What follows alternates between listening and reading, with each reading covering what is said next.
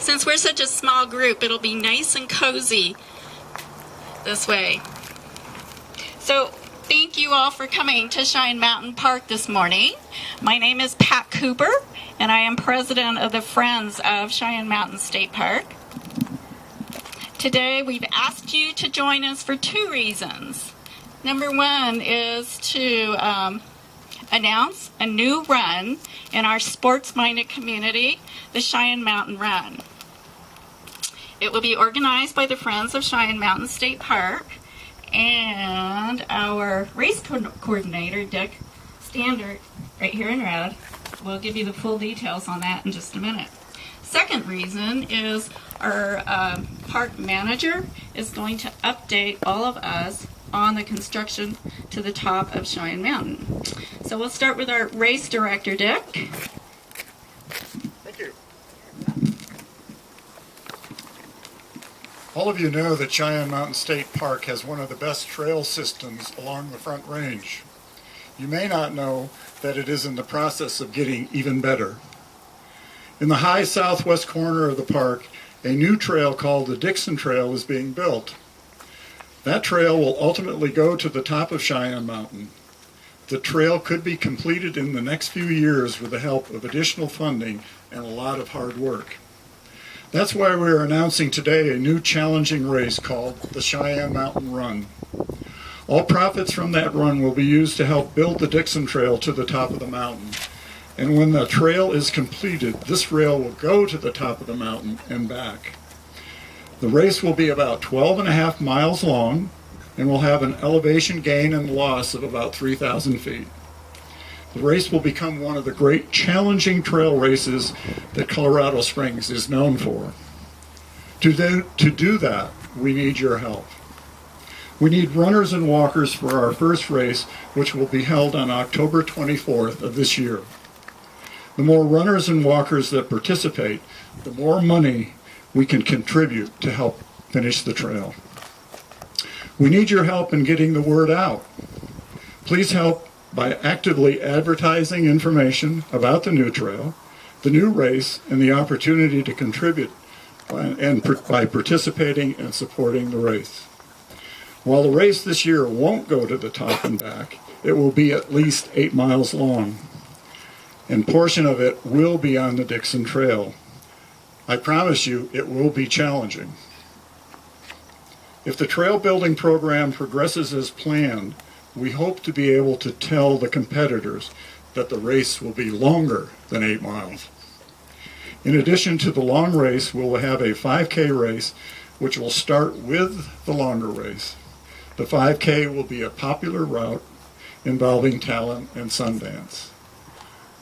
I'd like to now turn the mic back to Pat. Thank you, Dick. We will have handouts for all of the media people that'll give you the statistics, elevation, and all that kind of information before we leave. So, in fact, I think Tim is passing them out at this moment. Next, I'd like to tell you just a little bit about the Friends of Cheyenne Mountain State Park. We were organized in March of 2002. So we have been around for quite a little while. We are a 501c3 nonprofit organization. We comprise of an all-volunteer board of directors, and many of them are here today, so why don't you kind of raise your hands so if y'all have any questions. Approach those people. And Susan in the background. We support the park as an advocate when required, and financially with fundraisers such as the Cheyenne Mountain Run. Our funds are used to support trail building, fire and wood mitigation, park programs, training, and many of the events that are hosted here at the park. On May 1st, we opened Art in the Park, which is up in our visitor center, and we exhibit local artists. So if you have an opportunity, pop into the visitor center and take a look at Ron Drummond's wildlife photography. A portion of the proceeds from those do go to the Friends of Cheyenne Mountain State Park. So with that, I am going to have Mitch Martin come up to the podium and discuss the progress on the construction of the trail. Thank you, Pat. First of all, I just want to thank all of you for coming out today. And I also want to basically supporting Cheyenne Mountain State Park and the Friends of Cheyenne Mountain State Park. In addition, I would like to thank the Friends of Cheyenne Mountain State Park for all that they do for the park. Definitely a huge asset to the park and everything that they do for us. As far as the trail system to the top of the mountain, I basically look at that in two different segments. The first segment being the actual top of the mountain trail system, and then also the second segment being the Dixon Trail system. The top of the mountain trail system has been designed, and we started building that last year with the help of Rocky Mountain Field Institute. That top of the mountain trail system is going to be a figure 8, and it is approximately 3.6 miles.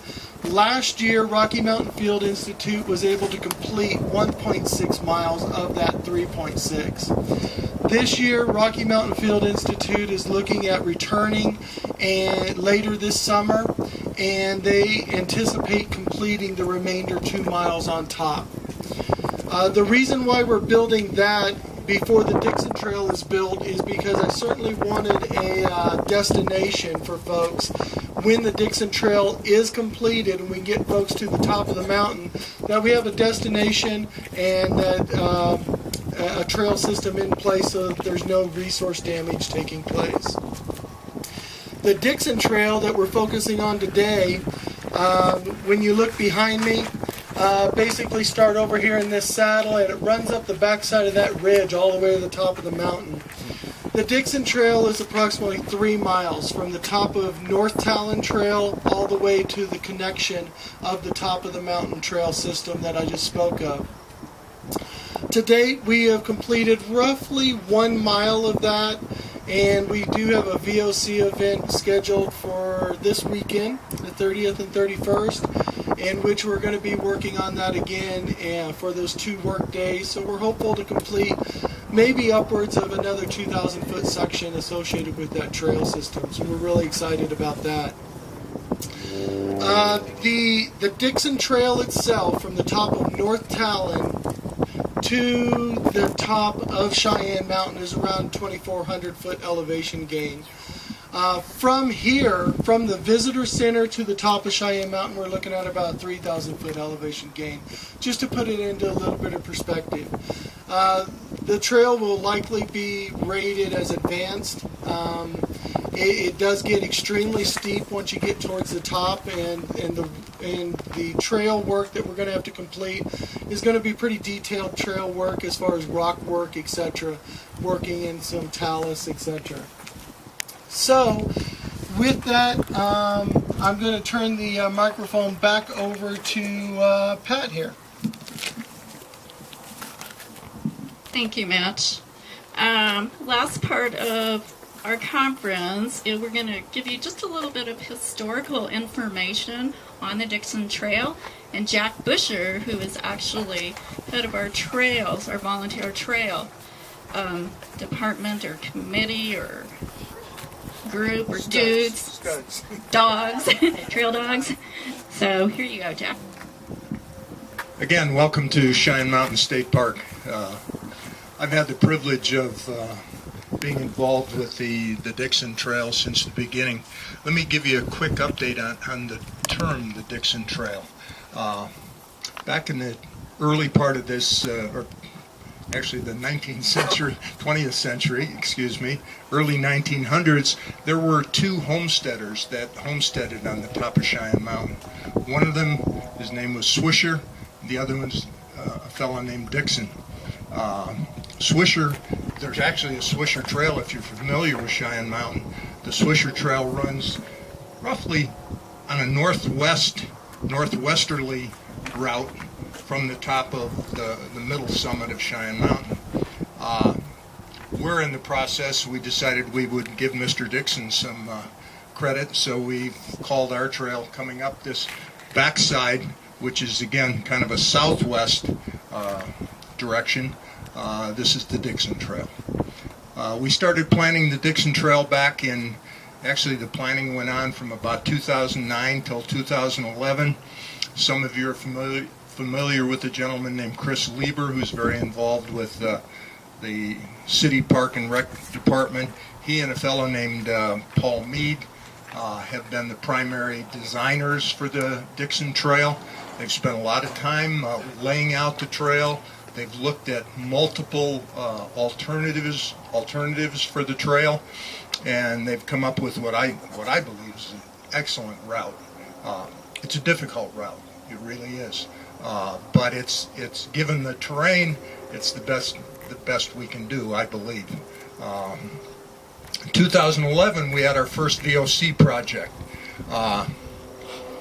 It was a 3-day project. We had 45 people come in on a Friday. They went out and worked, got some pretty good work done.